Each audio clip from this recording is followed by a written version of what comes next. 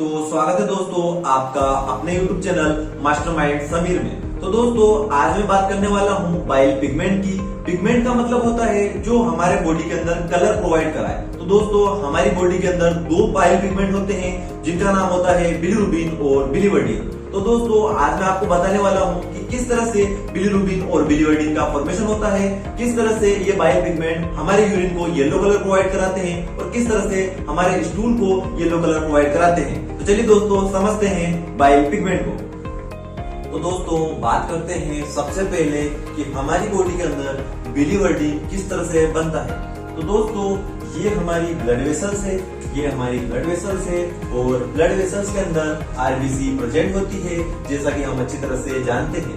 तो दोस्तों blood vessels के अंदर आरबीसी प्रेजेंट है और ये RBC after 120 days RBC death हो जाती है। तो हमको अच्छी तरह से पता है कि आरबीसी क्या होती है, 120 दिन के बाद डेथ हो जाती है। और जैसे ही आरबीसी 120 दिन के बाद डेथ होती है तो वह पहुंच जाती है स्प्लीन के अंदर। और जैसे ही हमारी आरबीसी स्प्लीन के अंदर पहुंचती है तो ये जो आरबीसी है ये हमारी आरबीसी दो टुकड़ों में टूटती है जिनको बोलते हैं हीम और ग्लोबिन प्रोटीन। तो कौन कौन से टुकड़ों में टूटती है दोस्तों? दो टुकड़ों में, हीम और ग्लोबिन प्रोटीन। अब दोस्तों जो ग्लोबिन प्रोटीन है वो हमारी बॉडी वापस से रीयूज कर लेती है। क्या कर लेती है? रीयूज कर लेती है। इस ग्लोबिन प्रोटीन को हमारी बॉडी रीयूज कर लेती है। जो हमारा हीम वाला पार्ट है इसके अंदर क्या होता है दोस्तों, एक आयरन का मॉलिक्यूल जुड़ा हुआ रहता है। अब ये आयरन का मॉलिक्यूल जब इस हीम से अलग होता है, इस हीम से जब आयरन का मॉलिक्यूल अलग हो जाता है तो क्या होता है, एक रिंग का फॉर्मेशन होता है जिसको बोलते हैं टेट्रापायरोल रिंग। क्या बोलते हैं दोस्तों? टेट्रापायरोल रिंग। तो दोस्तों क्या हुआ, ये हमारा जो हीम पार्ट था इसके पास आयरन का मॉलिक्यूल जुड़ा हुआ था। यह आयरन का मॉलिक्यूल इस हीम से अलग हो गया तो एक रिंग का फॉर्मेशन हुआ जिसको हम बोलते हैं टेट्रापायरोल रिंग। और जैसे ही टेट्रापायरोल रिंग ओपन होती है, ये टेट्रापायरोल रिंग ओपन होती है तो बिलीवर्डिन का फॉर्मेशन होता है। तो दोस्तों यहाँ पर हमारा बिलीवर्डिन का फॉर्मेशन होता है। तो दोस्तों इस तरह से हमारा जो बॉडी का पहला बाइल पिगमेंट होता है जिसको हम बोलते हैं बिलीवर्डिन, उसका फॉर्मेशन हो जाता है। अब बात करते हैं कि हमारा सेकंड जो बाइल पिगमेंट है जिसका नाम बिलीरुबिन है वो किस तरह से बनता है। तो दोस्तों इसी के आगे प्रोसेस चलती है। क्या होता है, ये जो बिलीवर्डिन होता है ये कहाँ पहुंच जाता है, हमारे ब्लड सर्कुलेशन के अंदर पहुंच जाता है। ये जो बिलीवर्डिन है कहाँ पहुंच रहा है दोस्तों, हमारे ब्लड सर्कुलेशन के अंदर पहुंच रहा है। और जैसे ही ये बिलीवर्डिन ब्लड सर्कुलेशन के अंदर पहुंचता है तो ब्लड सर्कुलेशन के अंदर जाने के बाद इसका ऑक्सीडेशन होता है। क्या होता है दोस्तों, इस बिलीवर्डिन का ऑक्सीडेशन होता है ब्लड सर्कुलेशन के अंदर। और दोस्तों जैसे ही इस बिलीवर्डिन का ऑक्सीडेशन होता है तो फॉर्मेशन होता है अनकॉन्जुगेटेड बिलीरुबिन का। किसका फॉर्मेशन होता है दोस्तों? अनकॉन्जुगेटेड बिलीरुबिन का।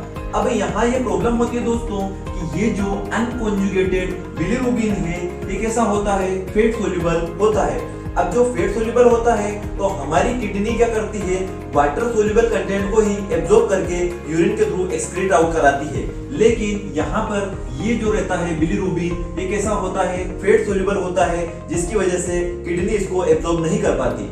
तो इसको एब्जॉर्ब कराने के लिए हमारी बॉडी के अंदर एक ब्यूटीफुल सिस्टम होता है। ये क्या होता है, ये जो अनकॉन्जुगेटेड बिलीरुबिन है ये ब्लड में प्रेजेंट एल्ब्यूमिन के साथ रिएक्शन करता है और एक कॉम्प्लेक्स फॉर्म बनाता है जिसको बोलते हैं बिलीरुबिन एल्ब्यूमिन कॉम्प्लेक्स। क्या बोलते हैं दोस्तों?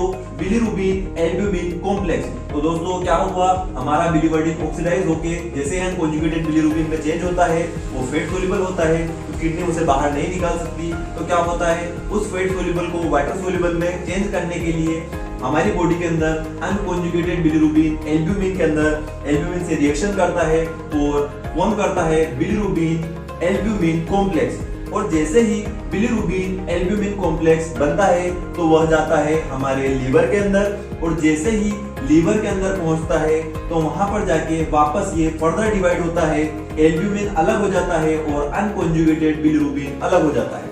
अब दोस्तों ये अनकॉन्जुगेटेड बिलीरुबिन जो होता है वो हमारी लीवर की हिपेटोसाइट जो रहती है उसके पास जाता है। कहाँ जाता है दोस्तों? हमारे लीवर की हिपेटोसाइट के पास जाता है। और हिपेटोसाइट में भी कहाँ? रफ एंडोप्लाज्मिक रेटिकुलम के पास जाता है। लीवर की हेपेटोसाइट में भी कहा रफ एंडोप्लाज्मिक रेटिकुलम के पास जाता है और वहां पे क्या होता है दोस्तों, एक एंजाइम प्रेजेंट होता है जिसको हम बोलते हैं ग्लूकोरोनिल ट्रांसफरेज। क्या बोलते हैं दोस्तों, ग्लूकोरोनिल ट्रांसफरेज। ये ग्लूकोरोनिल ट्रांसफरेज इस अनकॉन्जुगेटेड बिलीरुबिन के ऊपर एक्शन करता है और इसे कन्वर्ट कर देता है ग्लूकोरोनिड के अंदर। इसके अंदर चेंज कर देता है दोस्तों, ग्लूकोरोनिड के अंदर। और ग्लूकोरोनिड जो होता है वही हमारा बिलीरुबिन बोले या फिर वाटर सोल्यूबल बिलीरुबिन होता है। तो इस तरह से दोस्तों हमारी बॉडी के अंदर दोनों बाइल पिगमेंट का फॉर्मेशन होता है। तो दोस्तों अब बात करते हैं कि जैसे ही हमारे लीवर के अंदर बिलीरुबिन फॉर्मेशन तो हो जाता है, लेकिन वह किस तरह से हमारे स्टूल को और यूरिन को येलो कलर प्रोवाइड कराता है। तो दोस्तों जैसे ही बिलीरुबिन या वाटर सोल्यूबल बिलीरुबिन लीवर के अंदर फॉर्मेशन होता है तो वो क्या करता है, बाइल डक्ट के थ्रू गॉल ब्लैडर के अंदर पहुंच जाता है। तो क्या हुआ दोस्तों, जैसे ही लीवर के अंदर बिलीरुबिन बनता है तो वो बाइल डक्ट के थ्रू गॉल ब्लैडर में पहुंच जाता है और गॉल ब्लैडर के थ्रू वह बिलीरुबिन कहाँ पहुंचता है, हमारे इंटेस्टाइन के सेकेंड पार्ट मींस ड्यूओडेनम में पहुंचता है। कहाँ पहुंचता है दोस्तों, इंटेस्टाइन के सेकेंड पार्ट ड्यूओडेनम में पहुंच जाता है। अब जैसे ही हमारे इंटेस्टाइन के सेकेंड पार्ट ड्यूओडेनम में बिलीरुबिन पहुंचता है तो वहां पर इंटेस्टाइन के अंदर हमारे बॉडी के कुछ सपोर्टिव बैक्टीरिया होते हैं। हमारी बॉडी के कुछ सपोर्टिव बैक्टीरिया होते हैं। वो कौन से होते हैं, नॉर्मल फ्लोरा ऑफ इंटेस्टाइन। उन बैक्टीरिया का नाम क्या है, नॉर्मल फ्लोरा ऑफ इंटेस्टाइन। अब ये क्या करते हैं, ये बैक्टीरिया इस बिलीरुबिन के ऊपर वर्क करके इसको दो टुकड़ों में तोड़ देते हैं जिसको बोलते हैं स्टर्कोबिलिनोजन और यूरोबिलिनोजन।